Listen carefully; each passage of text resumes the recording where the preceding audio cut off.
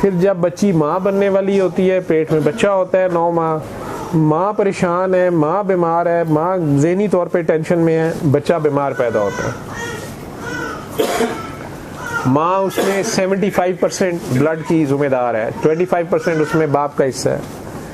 ये जो मर्जर से कंपनी तैयार हो रही है, ये जो सिम तैयार हो रही है, ये दोनों आपस में रूह अफ़ज़ा और पानी की तरह मिल जाएंगे तो बड़ा अच्छी प्रोडक्ट बन जाएगी। लेकिन ये दोनों अगर घी और पानी की तरह आपस में जितने मर्जी मिलते रहेंगे, ये नहीं मिलेंगे, ये अकड़े रहेंगे आपस में, बच्चा बीमार पैदा होगा।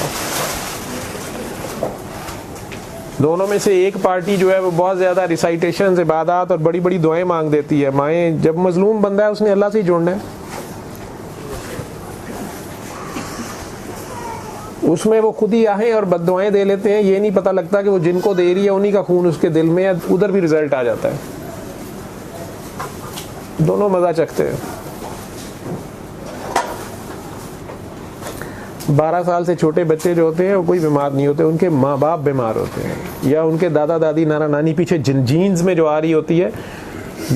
अगर आपको विरासत में दौलत आ रही है, विरासत में मालो दौलत आ रहा है, नेक नामी आ रही है, नवाबी आ रही है, तो विरासत में जो बद्दुआएं हैं वो भी आ रही होती हैं, जो आहें ली होती हैं वो भी आ रही होती हैं।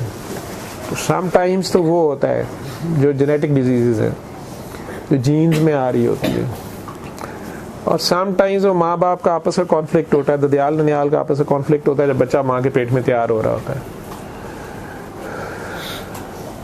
अल्लाह की तरफ से अमानत आपके पेट में आ जाती है, माँ बाप से खुद ख़यानत हो जाती है।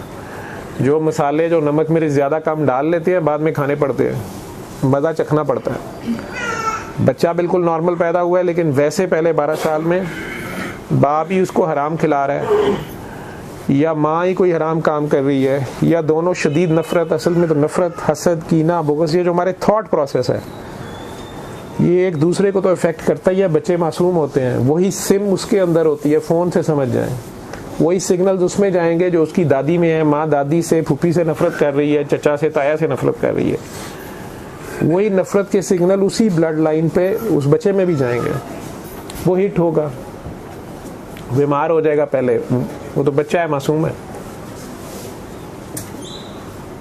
माँ बाप सच्चे दिल से तौबा कर लें, दिल साफ़ कर लें, सबको माफ़ कर लें, 7 दिन सूरह रहमान ही सुने, उस रहमान के आगे पेश हों, कंपनी डिफ़ॉल्ट सेटिंग्स पे वो वापस कर देगा।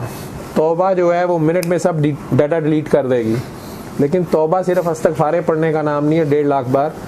तौबा शर्मिंदगी का नाम है, दिल से मान के हथियार फेंकने का नाम है, आइंदा ना करने का नाम है।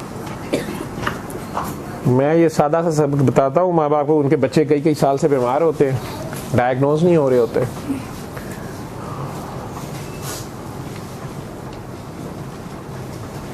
माँ बीमार होगी, बच्चा बीमार होगा, क्योंकि माँ उसके अंदर 75% है, और माँ के साथ बच्चा बहुत ज़्यादा लिंक्ड होता है। देखने में हम लोग ये नेटल कॉर्ड काट देते हैं, ये तो फिजिकल बॉन्डिंग है, स्पिरिचुअल बॉन्डिंग नहीं आप काट सकते। तो माँओं को मैं कहता होता हूँ कि आप इसकी तरफ से अटेंशन हटा लें, आप इसे टोटल अल्लाह के हवाले करें, इसकी टेंशन ना लें, इसे सरेंडर करें अल्लाह के आगे जो असल मालिक है। आप मालिक नहीं हैं, आपके पास अमानत है, आप इसकी माँ रहें, इसकी 70 माएँ ना बने। बच्चे के सर पे मैं हाथ रख देता हूँ या किसी और का नर्स का हाथ रखवा देता हूँ कि अच्छा आप इसे छोड़ दें, सरेंडर करें। अल्लाह के आगे झुक जाने का नाम ही दुआ है ना, आजिज़ी सरेंडर है, हथियार डाल देने का नाम है, राज़ी बरज़ा।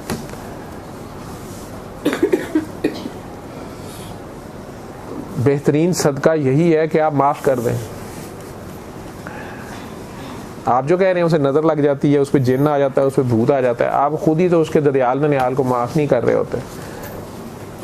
चाहे आप हक पे ही हैं, अगर आप अल्लाह की खातिर माफ़ करके दुआ दे दें कि या अल्लाह मैंने माफ़ किया है, तू भी उनको करम कर, फजल कर, रहम कर, बरकत कर, तेरी खातिर या नबी करीम सल्लल्लाहु अलैहि वसल्लम का बेवकूफ़ उम्मती समझते हुए मैं माफ़ करती हूँ या करता हूँ।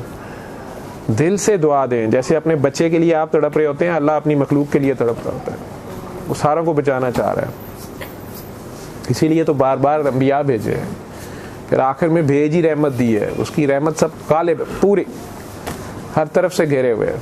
लेकिन हम खुद ही अगर बदबख्ती पे उतर आए तो फिर क्या हो सकता है। अल्लाह तो माफ़ कर रहा है, नबी करीम सल्लल्लाहु अलैहि वसल्लम तो माफ़ी लेके दे रहे हैं, लेकिन बंदे नहीं माफ़ कर रहे हैं। और फिर जिक्र पे जोर होता है। जिक्र जो है ये हकूक अल्लाह है, जिक्र हकूक अल्लाह। आपकी नफली बातें मेरे पे सबसे बड़ा ऑब्जेक्शन आता है जी, डॉक्टर साहब मना कर देते हैं ये जिक्र कार बंद कर लो, तस्बीहें वजीफे बंद कर दो।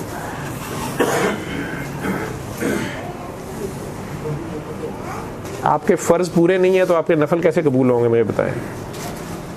और ऊपर से आप इस जोम में आ जाएं कि मैं बहुत नमाजी परहेजगार इबादत गुजार हूँ, और दूसरे बड़े खामियाँ हैं इनमें, दूसरों में आपको खामियाँ नज़र आना शुरू हो जाएं। ये शैतानियत शुरू हो जाती है यहाँ से। शैतान कायनात का सबसे बड़ा आबिद था, जिक्र इलाही, इबादत इलाही उससे ज़्यादा किसी ने नहीं की।